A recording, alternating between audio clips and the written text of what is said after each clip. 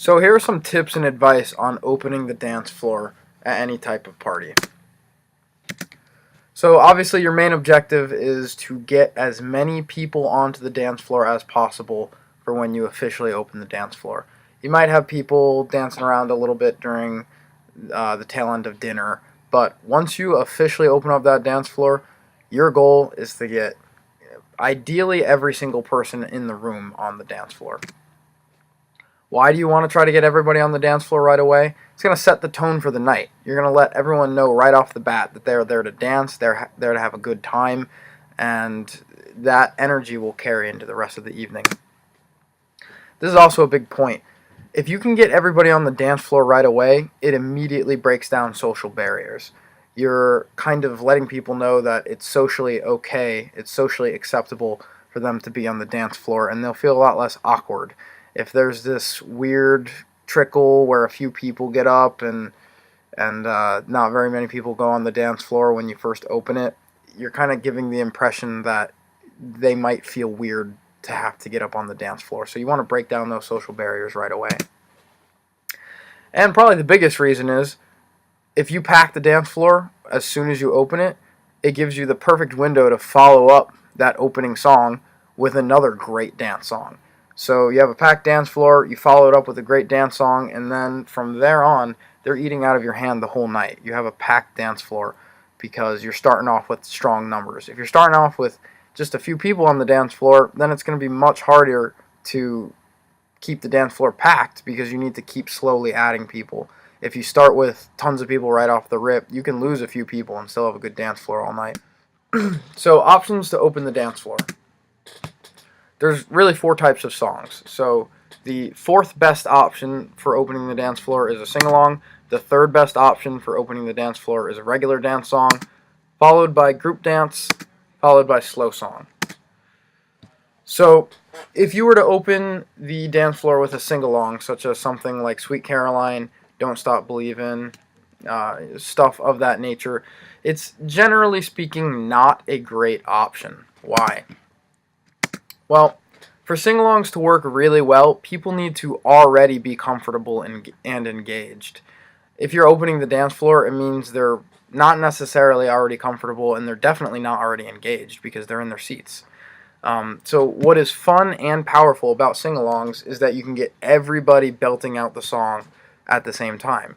It's hard to get everybody singing along if they're not already on the floor, and they're also unlikely to be very comfortable to belt out a song since it's so early in the night. So just really not your best route for opening up the dance floor. You'll rarely ever do this. The only exception that I could think of, to be honest, is really drunk corporate parties where almost none of them like to dance and all of them like to get extremely hammered and sing along to classic rock. I've had a few parties like this, to be completely honest. I've done it a couple of years, and they just don't like dancing. They like getting extremely drunk and singing along to Freebird. So not really a typical party, but that is the exception that I could think of where a sing-along might be a good option to open up the dance floor. So the next option that you have is a regular dance song, such as September, Billie Jean, Fireball. This is what you're going to be playing most of the night, our regular dance songs. Here's the issue with opening with a regular dance song. You're only going to get the people up who really want to dance. This is rarely the entire guest list. So you'll have a few pockets of people, but immediately alienate the rest of the crowd. You want to pack the dance floor immediately, and playing a regular dance song will only pack the dance floor if you have an abnormally good crowd. So what do I mean by that?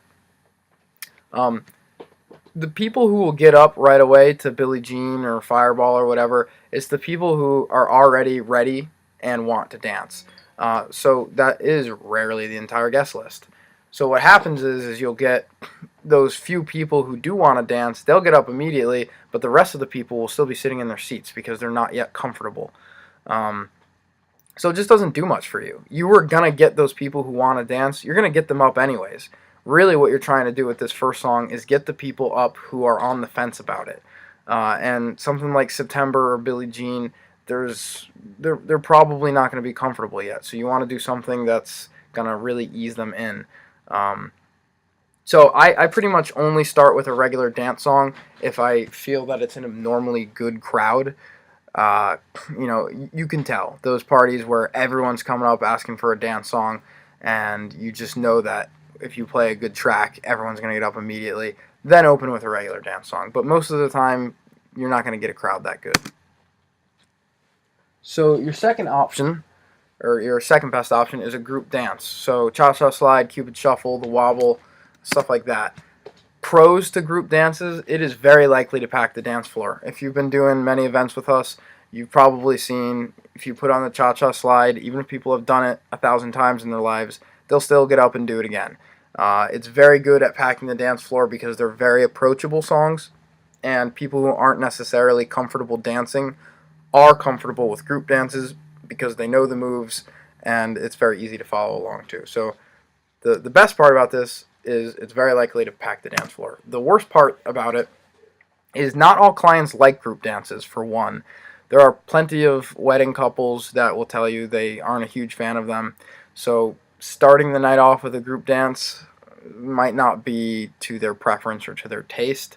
It also could just be a bad first impression in general, as some people do consider group dances to be a little bit cheesy. So that might not be the first foot that you want to put forward.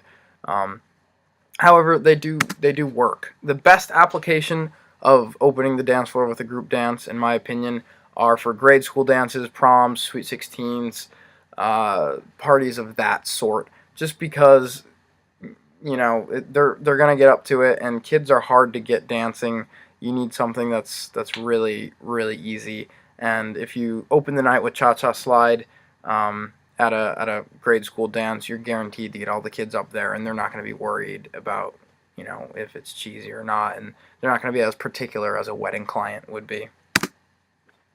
If you do choose to start the dance time with a group dance, do a very easy one like Cha Cha Slide.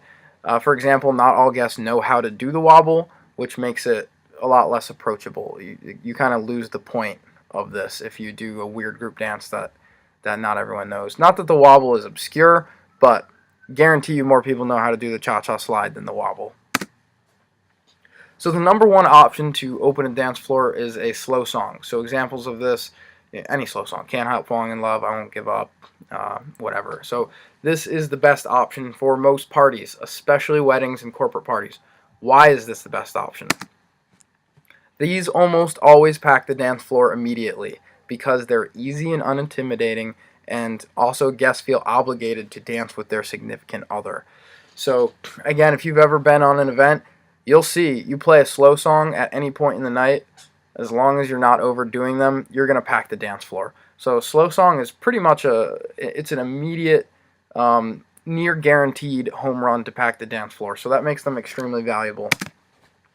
They're not cheesy, and nearly every client will want at least one slow song. So you're not handcuffed by, does the client want Cha Cha Slide? I don't know. Guarantee you, almost every client you ever work with is going to want at least one slow song, especially at weddings. You get it out of the way. It's a big benefit. Most parties need at least one slow song for all the couples. If the dance floor is bumping, you might not want to slow things down. So if you start with a slow song, you immediately make all the couples happy, and you can do a slow song later based on the flow of the party rather than because you keep getting requests to do one. So if you don't start with a slow song, I guarantee you at some point pretty early in the night, you're going to have couples asking you to play one. And you might not necessarily want to do that. Because if, like this says here, if the dance floor is bumping, slowing things down might not be in your best interest, might not be in the party's best interest. So if you start with a slow song, you get it out of the way. The next time you play a slow song is because you want to play one, because you think it's going to work the best for the dance floor. It's not because you've had 3 or 4 couples hounding you to play one. So that's another fringe benefit. So you start with a slow song, now you have a packed dance floor, followed up with a great approachable dance song, and you'll have the whole party on the floor all night.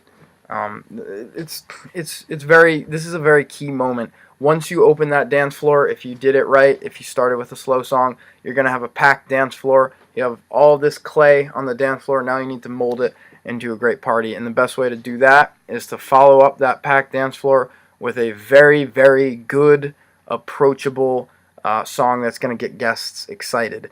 At the time of this recording, some songs that would do that would be something like Uptown Funk. Everybody knows it. Everybody likes to dance to it. That's a good follow-up song to a slow song. Shout, that pretty timeless. That's always a good follow-up. That's a great way. You reel them up with a slow song, and then you hit them with Shout, and you really set the tone for the night that everyone's here to dance and have fun.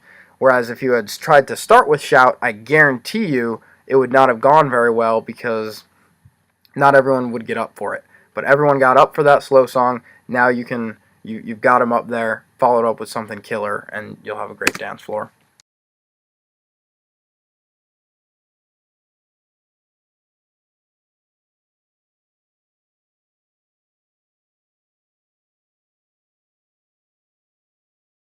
So exceptions, times I wouldn't start with a slow song, would be parties that have nearly no couples, such as kids' functions.